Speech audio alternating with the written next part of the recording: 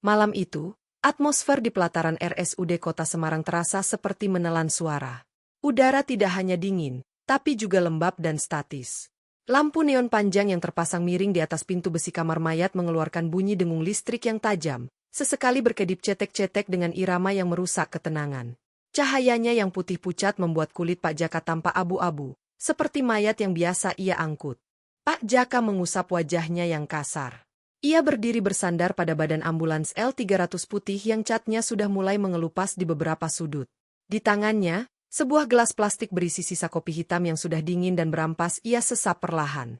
Rasa pahitnya tidak lagi menolong rasa kantuk, melainkan hanya memberikan rasa getir di pangkal tenggorokan. "Sudah siap, Jack?" Suara parau itu memecah kesunyian. Pintu besi kamar mayat berderi terbuka, mengeluarkan hawa kulkas yang bercampur aroma bahan kimia pembersih lantai yang tajam. Dua petugas forensik keluar sambil mendorong brankar besi. Di atasnya, sebuah keranda hijau dengan bordiran ayat suci yang mulai pudar warnanya bergerak berguncang. Bunyi roda brankar yang beradu dengan lantai ubin yang tidak rata bergema di lorong yang kosong. "Jenazah Mr. X, Jack." Temuan di pinggir jalan raya kemarin sore. Tidak ada identitas, tidak ada keluarga yang mencari, bisik salah satu petugas sambil membantu Pak Jaka memasukkan keranda ke kabin belakang. Suaranya rendah, seolah takut membangunkan apapun yang ada di dalam kain hijau itu. "Bawa ke makam penyangga di perbatasan Batang. Hati-hati, jalur alas roban malam ini kabutnya tidak biasa." Brak! Pintu belakang ambulans dikunci. Pak Jaka mengangguk singkat, membuang sisa ampas kopinya ke aspal, lalu melangkah menuju pintu kemudi. Namun, saat ia membuka pintu depan, sebuah aroma menghantam indera penciumannya dengan kasar. Bau melati. Bukan bau melati segar yang biasa ada di taman, tapi bau melati yang sudah layu dan membusuk, sangat tajam hingga dadanya terasa sesak. Ia mengernyit, matanya menyisir setiap sudut kabin depan. "Perasaan tadi tidak ada bunga di sini," gumamnya pelan, mencoba menenangkan debar jantung yang mulai tidak beraturan. Ia duduk di kursi sopir yang pernya sudah sedikit jeblos. Saat ia memasukkan kunci dan memutarnya, mesin L300 itu mengerang. Ahak, ahak. Mesinnya terbatuk, bergetar hebat sebelum akhirnya menderu payah. Keanehan mulai terasa, bagian belakang mobil itu amblas ke bawah secara perlahan, seolah-olah ada beban seberat 3 orang dewasa yang tiba-tiba melompat naik ke ruang jenazah. Kursi di belakang punggungnya mengeluarkan suara derit per yang tertekan hebat. Pak Jaka menarik napas panjang, mencoba abai. Namun, saat tangannya hendak menggeser tuas persneling, matanya secara tidak sengaja melirik ke spion samping. Di pantulan kaca spion, pintu kaca kamar mayat yang tertutup rapat dan terkunci dari dalam itu mendadak dipenuhi noda.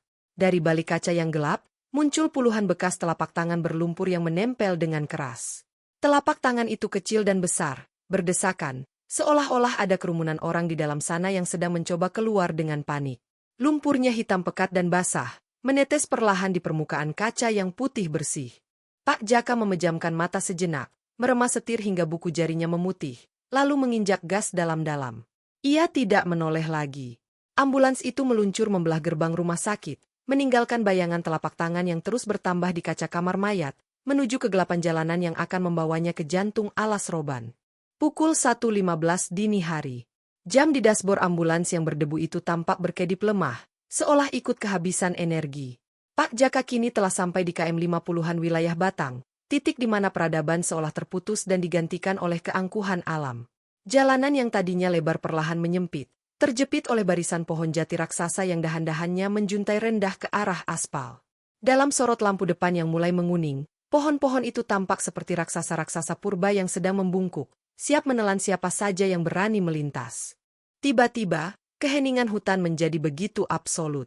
Suara jangkrik dan serangga malam yang tadinya riuh menyahut, mendadak bungkam 1000 bahasa, seolah-olah seluruh makhluk hidup di sana sedang menahan napas karena kehadiran sesuatu yang jauh lebih dominan. Di tengah kesunyian yang mencekam itu, telinga Jaka menangkap suara asing di atas kepalanya. Srak, srak, srak. Suara itu tajam dan berirama. Awalnya ia mengira itu hanya gesekan ranting pohon jati yang mengenai atap mobil. Namun, bunyi itu terlalu beraturan.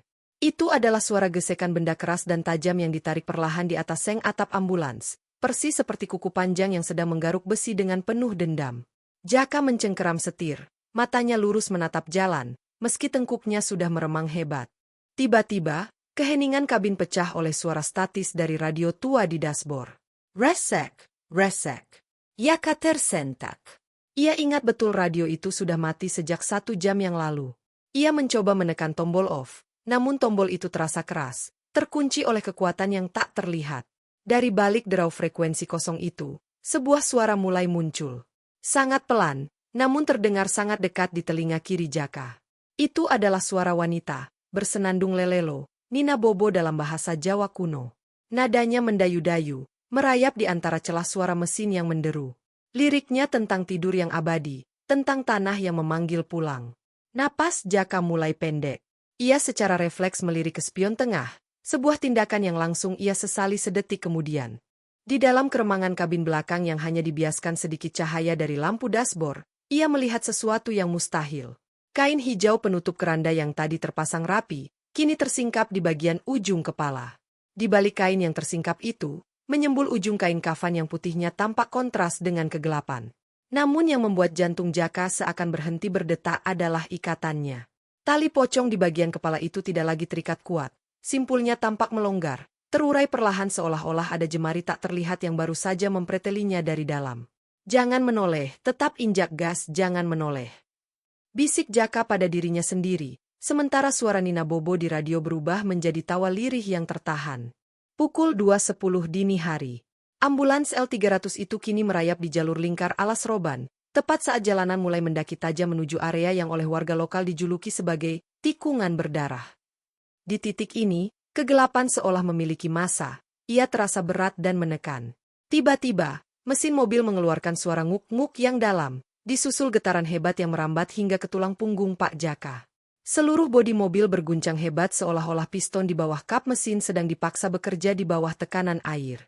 Jaka dengan cepat mengoper persneling ke gigi satu, kakinya menginjak kopling dan gas secara bersamaan untuk menjaga momentum.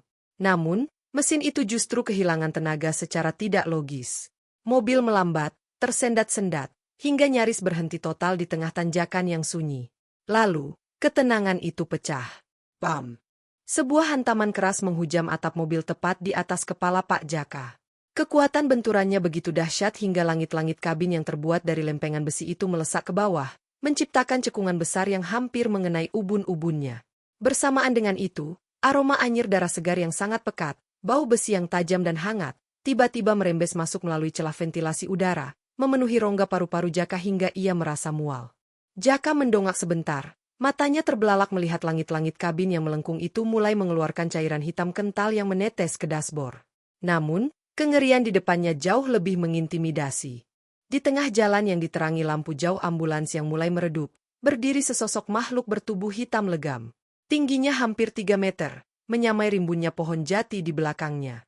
Tubuhnya tidak memiliki helai rambut, melainkan kulit yang tampak seperti daging mati yang membusuk. 2 titik cahaya merah menyala. Mata yang penuh dengan kebencian murni, menatap lurus menembus kaca depan, mengunci pandangan Pak Jaka. Makhluk itu diam mematung, sebuah monumen kutukan di tengah hutan. Di saat konsentrasi Jaka terpecah, ia merasakan sesuatu yang dingin di bagian bawah tubuhnya. Dari kolong kursi penumpang di sampingnya, muncul sepasang tangan manusia yang sangat pucat, hampir transparan. Jari-jarinya panjang namun tanpa kuku, hanya menyisakan daging kemerahan di ujungnya. Tangan itu merayap naik ke atas jok. Lalu dengan gerakan perlahan namun pasti, mulai menjalar menuju paha Pak Jaka. Kulit tangan itu terasa sedingin es saat bersentuhan dengan celana kainnya. Jaka menjerit histeris. Keringat dingin bercampur air mata membasahi wajahnya. Dalam puncak kepanikannya, ia menghantam pedal gas sekuat tenaga. Mesin ambulans menjerit melengking, mengeluarkan suara raungan yang membelah keheningan alas roban. Mobil itu melompat maju dengan sentakan kasar. Alih-alih menabrak benda padat, ambulans itu meluncur menembus tubuh makhluk hitam besar di depannya. Saat mobil melewati bayangan itu, makhluk tersebut meledak, bukan menjadi darah, melainkan pecah menjadi ribuan, mungkin jutaan laron yang berterbangan dengan liar. Serangga-serangga itu menabrak kaca depan dengan suara tuk-tuk-tuk-tuk yang rapat, menutupi seluruh pandangan Jaka dengan kepakan sayap dan tubuh-tubuh kecil yang ringsek. Jaka tidak peduli. Ia terus menginjak gas, membiarkan mesinnya berteriak di tengah kepungan laron dan bau darah, memacu mobil menembus sisa-sisa kegelapan tanjakan maut itu. Pukul 3 dini hari. Jaka telah sampai di titik terdalam alas roban, sebuah area yang disebut warga sebagai jantung hutan. Setelah drama di tanjakan tadi, suasana mendadak berubah secara drastis. Deru mesin ambulans yang tadinya bising kini terdengar sayup, seolah-olah suara itu terserap oleh kerapatan pohon jati di sekelilingnya. Namun, ketenangan ini jauh lebih menyiksa. Suhu di dalam kabin yang tadinya sedingin es, tiba-tiba meroket panas. Udara mendadak terasa tebal, lengket, dan kering, membuat paru-paru Jaka terasa perih setiap kali ia mencoba menarik napas. Ia merasa oksigen di dalam ruang sempit itu telah habis dihisap oleh sesuatu yang tak terlihat. Dengan tangan gemetar, Jaka mencoba memutar tuas jendela, namun benda itu keras mengunci, tidak bergerak sedikit pun seolah-olah pintu mobil telah dilas mati oleh kekuatan gaib. Detail psikologis, keringat dingin mengucur deras dari dahi Jaka, mengalir masuk ke mata dan memberikan rasa pedih yang menyengat. Pandangannya mengabur, bukan hanya karena keringat, tapi karena air mata ketakutan yang mulai tak terbendung. Di tengah kesesakan itu, bulu kuduk di tengkuknya berdiri tegak. Ia merasakan sebuah embusan napas yang sangat dingin, kontras dengan suhu kabin yang panas, berembus pelan dan konstan di leher belakangnya. Napas itu berbau tanah kuburan yang basah. Lalu, sebuah suara memecah kesunyian. "Mas, mampir ngi, mas, mampir ya." Bisikan itu tidak datang dari radio atau luar jendela. Suara itu kering, serak, dan terdengar tepat di lubang telinga kirinya. Seolah-olah bibir si pembicara hanya berjarak 1 sentimeter dari kulitnya. "Ya kamembeku." Dengan keberanian yang tersisa, ia melirik lewat sudut matanya tanpa berani menolehkan kepala sepenuhnya. Di kursi penumpang di sampingnya, kursi yang seharusnya hanya berisi tumpukan formulir rumah sakit, kini telah terisi. Seorang pria paruh baya duduk di sana. Sosok itu tampak mengerikan, wajah bagian kanannya hancur berantakan, menunjukkan tulang rahang yang retak dan daging yang mengelupas. Persis seperti luka fatal korban tabrak lari yang terseret aspal puluhan meter. Pakaian yang dikenakannya, kemeja batik coklat yang sudah robek-robek dan berlumuran darah hitam, sangat identik dengan deskripsi jenazah Hemer X yang ia angkut di belakang. Sosok itu duduk dengan kaku, punggungnya tegak lurus menempel pada sandaran kursi. Matanya yang sebelah kiri melotot lebar, putih tanpa pupil, menatap lurus ke arah aspal di depan melalui kaca yang dipenuhi bangkai laron. Tidak ada gerakan, tidak ada kedipan. Hanya keberadaan yang hampa dan mematikan. Jaka tidak sanggup lagi berteriak. Suaranya seolah hilang ditelan kerongkongan yang kering. Ia hanya bisa menangis tanpa suara. Air matanya membasahi pipi saat ia mencengkeram kemudi begitu kuat hingga buku-buku jarinya memutih dan kaku. Dengan kaki yang terus menginjak pedal gas, ia memacu ambulans itu menembus kegelapan, berusaha mengabaikan aroma daging busuk yang kini memenuhi kabin, sementara sosok di sampingnya tetap setia menemani dalam keheningan yang mencekam.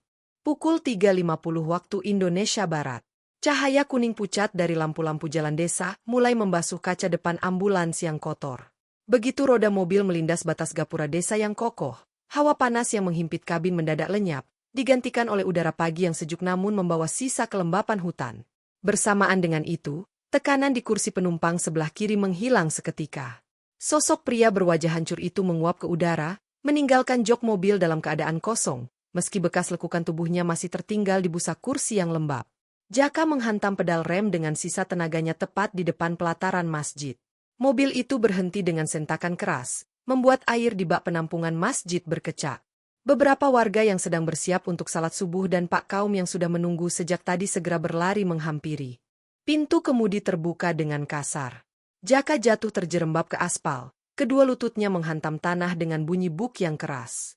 Tubuhnya limbung. Gemetar hebat seolah seluruh syarafnya baru saja dialiri listrik tegangan tinggi.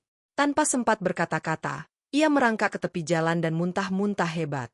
Cairan bening bercampur sisa kopi hitam keluar dari mulutnya, sementara napasnya tersengal-sengal seperti orang yang baru saja lolos dari maut. "Astagfirullah, Pak Yaka." "Tenang, Pak, tenang sudah sampai, Anda sudah aman di sini," ucap Pak Kaum sambil memegangi pundak Jaka yang basah kuyup oleh keringat dingin. Warga lain segera membawakan air minum, mencoba menenangkan sopir yang tampak seperti baru saja melihat neraka itu. Setelah napas Jaka sedikit stabil, Pak Kaum memberi isyarat kepada dua pemuda desa untuk membantu menurunkan jenazah. Mereka berjalan ke belakang ambulans. Saat kunci pintu belakang diputar dan daun pintu ditarik terbuka, sebuah aroma tanah basah dan daun busuk menyeruak keluar, mengalahkan bau formalin. Semua orang di sana mendadak terkesiap, lalu secara serentak mundur 3 langkah dengan wajah pucat pasi. Beberapa warga bahkan menutup mulut karena ngeri. Jenazah MRX itu tidak lagi berada di dalam keranda besi. Keranda itu tertutup rapat, namun kosong. Sosok jenazah itu ditemukan duduk tegak di pojok lantai ambulans, bersandar kaku pada daun pintu yang baru saja dibuka. Yang membuat bulu kuduk semua orang berdiri adalah kondisi kain kafannya. Tali pocong di bagian wajah telah terlepas sepenuhnya, menyingkap wajah pucat jenazah yang kini tampak lebih menyeramkan daripada saat di rumah sakit. Mulut jenazah itu menganga lebar secara tidak wajar, seolah-olah rahangnya telah dipaksa turun hingga batas maksimal. Di dalam rongga mulut yang gelap itu, tersumpal penuh tumpukan daun jati kering yang masih hijau segar. Daun jati khas alas roban yang mustahil ada di dalam ambulans tertutup. Daun-daun itu tampak dipaksakan masuk ke dalam kerongkongannya, seolah-olah selama perjalanan tadi, sesuatu dari hutan itu telah memberi makan jenazah tersebut sebagai tanda kepemilikan. Pak Jaka hanya bisa terduduk lemas di aspal yang dingin, memandangi kerumunan warga yang mulai merapal doa dengan suara bergetar.